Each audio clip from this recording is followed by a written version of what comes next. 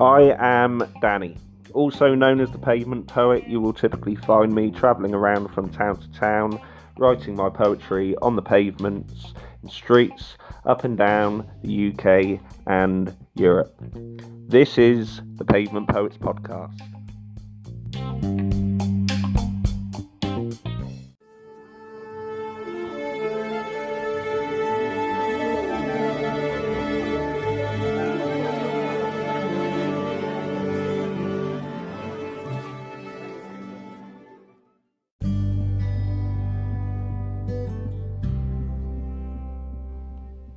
I remember the first time I wrote poetry on the pavement. It was just after summer solstice, about 70 years ago now.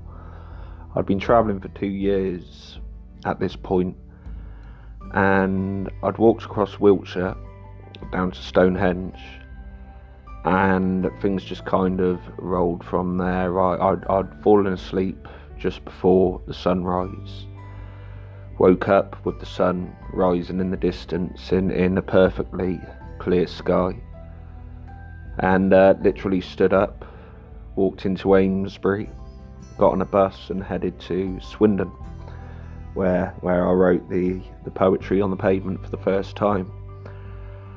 After that, I've headed to Bath and to Cardiff and then on to Swansea. But coming to Swansea, I remember thinking to myself, well, where to from here? It sort of all unfolded by happenstance, as these things do. And I found myself wondering if it was the sort of thing, the poetry on the pavement, that in some way had just happened and it was meant to continue as was. The consequence was I ended up wandering through other towns and other towns and other towns over the previous 2 years of travelling, wandering, call it what you will. I'd sort of developed the habit of constantly moving anyway. So it kind of flowed naturally in many ways. But since then, the poetry has been chalked on the pavements in most major cities in every English county, in parts of Scotland, in large parts of Wales. It's been through France, it's been through Spain, town hopping along the way, along with Germany as well. Again, much the same story of hopping from town to town to town continuously. In that time, I've almost lost count of the amount of times, the amount of instances where dictating situations seem to be flowing with this kind of underlying magic, if that's the way to put it. Not magic in the sense of witches and such like, but magic in the sense of fate, if that's what we can call it. This next poem touches ever so slightly on that subject.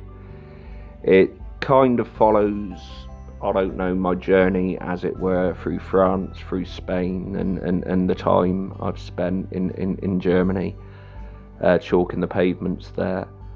But it says a little about those magical moments that do occur as well, and how when we step onto the wanderer's path and we start to live our life by the day and for the moment, things can just happen that on an individual level we could never have planned for.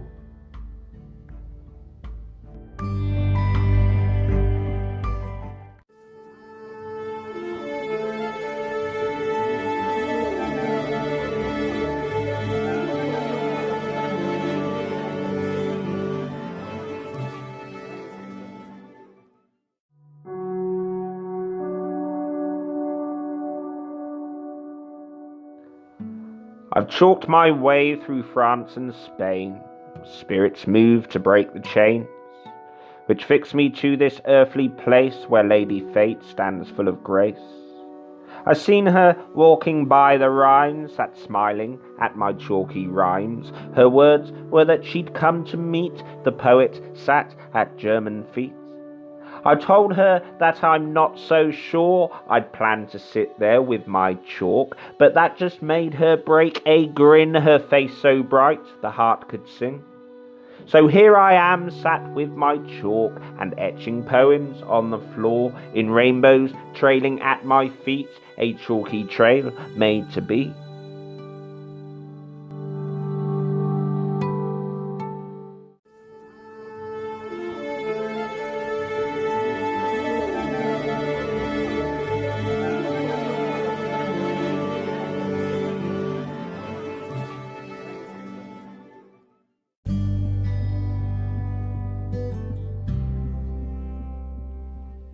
As much as there can be so much magic when the time is taken to smash the clock, get lost, go travel, go a wandering, call it what you will, there can be these moments where it feels like the universe is testing you. I know, obstacles put in your path, challenges along your way, even demons in the figurative sense, in the sense of, say, challenging individuals you may meet. All of these things can come up from time to time. Life itself, I often find, is much a learning curve for everybody. We have good days, we have bad days, we have days when we react well to situations, and we have bad days when we react badly to situations. But this is just life.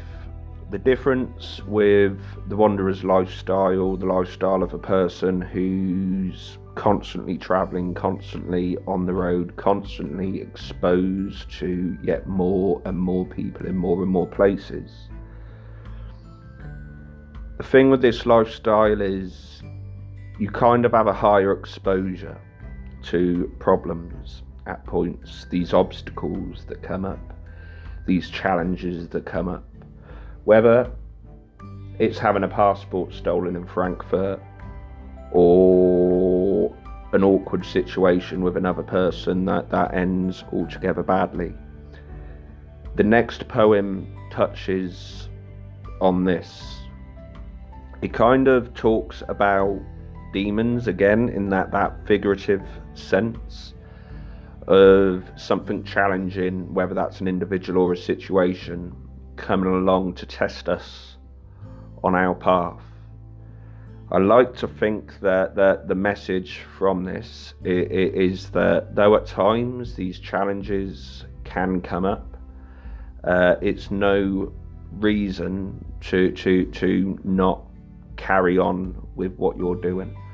Ultimately, again, we all have those bad days, we all have those challenging situations. But the challenge in life is how we bounce back from those situations. Nothing lasts forever, and that includes the bad.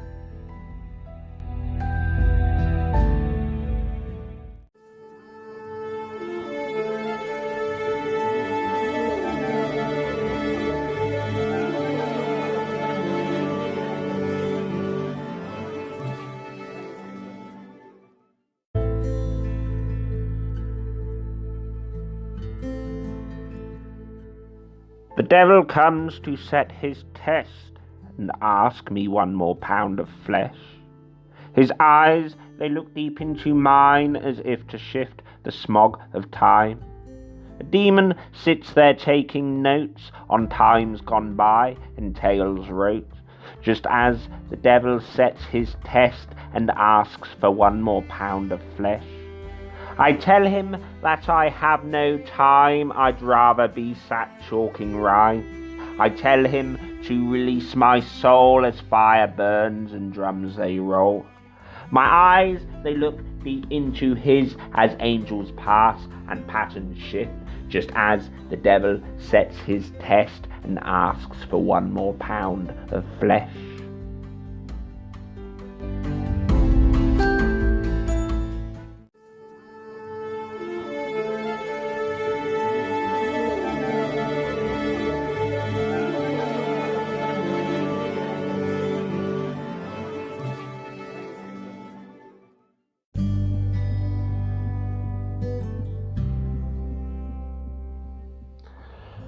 With all the magic, the constant movement between these light and dark energies, as it were, these good moments, these bad moments, I often find myself pondering the questions we've probably all pondered at some point about life.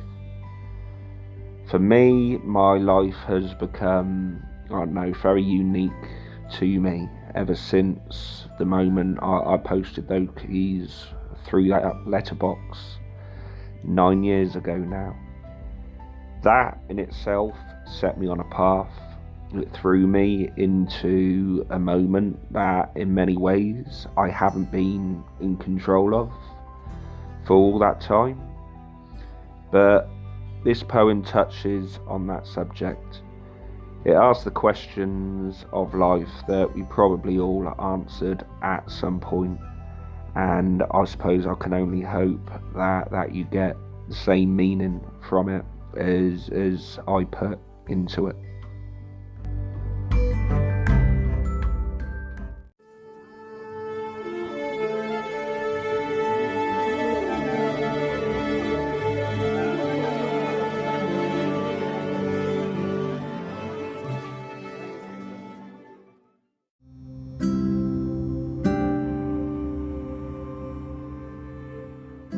What is life but a journey ventured, a mass of moments torn asunder, a step into the great unknown as paths unfold to lead us home? What is life but a lesson pondered, the time it takes to roll like thunder through life as fire in the sky which cracks and flashes in the night? What is life but a rocky road which peaks and dips with tiny stones that dig into our fleshy feet or grow a grass which makes feet fleet? What is life but a web we've woven, cast out before the way we've chosen to lead us to that place called home, that place where angels sit on thrones? What is life but a thought-filled whisper, a route into what lives deep under this flesh of mine which I call me, where feeling forms and spirit flees?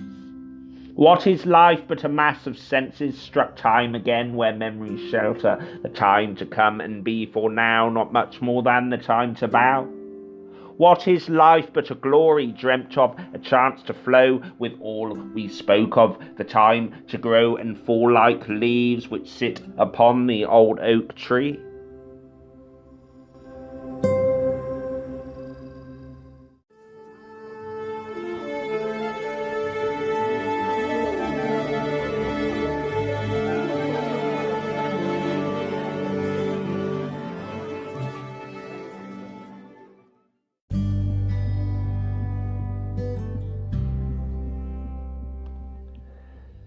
Though the springtime daffodils have beaten me to it, it seems, having popped out early, as they did, here in the west of Wales, Chalk Fired is, nonetheless, coming closer to completion.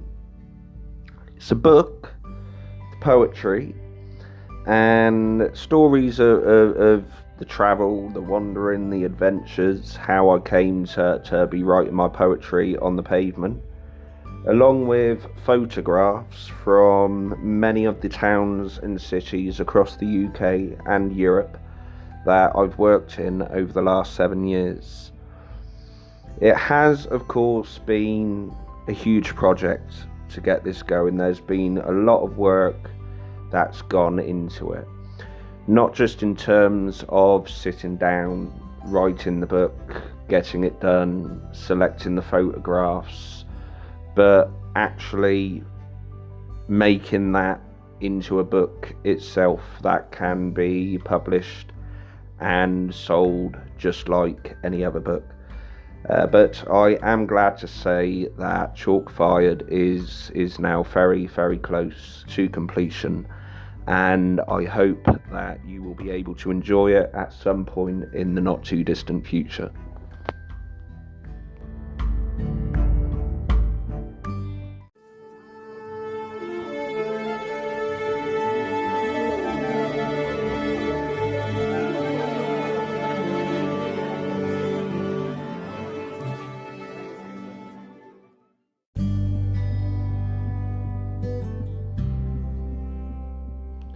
With this being the sixth and final podcast in this series, please be sure to check back on the 1st of April for a whole new podcast. In the meantime, if you'd like to find out more about the Pavement Poet, you can do so on my website. You will find that at www.danielmroland.blogspot.com. Again, that's www.danielmroland.blogspot.com.